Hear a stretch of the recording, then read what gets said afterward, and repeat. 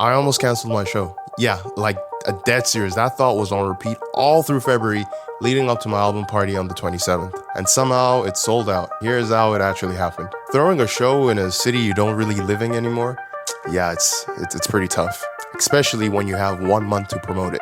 For an event to work, you need 5 things locked in: location, logistics, promotion, sponsorships, and team. I had maybe 2 out of 5, location and a team. And by February 12th, I had one. The venue we planned, it was gone. Turns out doing a favor in the real world comes with a price, and that price was way past my budget. So now it's 4 weeks till showtime, and we got no venue. So I went back to what I did have, and that was my people. I hit up a really good friend of mine, Joshua. Now this guy is known for throwing the craziest concert parties and events in Halifax. So I said, yo, bro, I need you. Same day, venue secured for free, just off bros connections. All right, 2 out of 5, we're back in the game. We still need logistics, promo, and we need some money. That week, I decided to lock down some sponsorships. I made a whole pitch deck to potential sponsors. Did I do that? Absolutely not. Between rehearsals, contacting openers, figuring out the vibe of the show, keeping and running your business, trying to play pop star, it just couldn't happen. I'm not Superman. And I know it may be hard for you to believe, but I'm human too. I can't really do everything. But somehow things still worked out. Way back when I applied for a music grant for the album, and the second week of February, it got approved. I low-key completely forgot about that. So I was like, hell yeah, we got money. Small, but it'll do. And just like that, funding secured. Now comes the hard part, promotion. Again, I leaned on what I had best, my team. We sat down, brainstormed like crazy, trying to figure out how to actually reach Halifax, and we landed on one thing: skits. Quick, funny, easy to make content we could shoot, edit, and post all within 24 hours. We tapped into character trends, current moments, stuff people actually want to watch, or stuff people better watch. Yeah, that Bad Bunny Super Bowl skit, that needs a whole video on its own, but let me know if you guys want a video on how we pull that off. Now it's show week. My routine: wake up, link with Max, write, shoot, edit, post, rehearse, repeat. I did this for damn near 5 days straight. I'm not gonna lie, this time in my life was the most stressed I've ever been.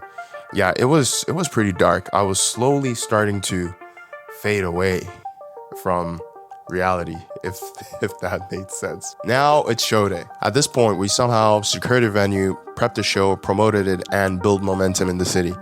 Also hype. We built a lot of hype. The city was so hyped, okay. But we still had to prep the venue, soundcheck the openers, and my band. Me? But yeah, I was completely dissociated. I've never felt so out of my body ever in my life. I was so dissociated. I was just like, it is what it is. The show must go on.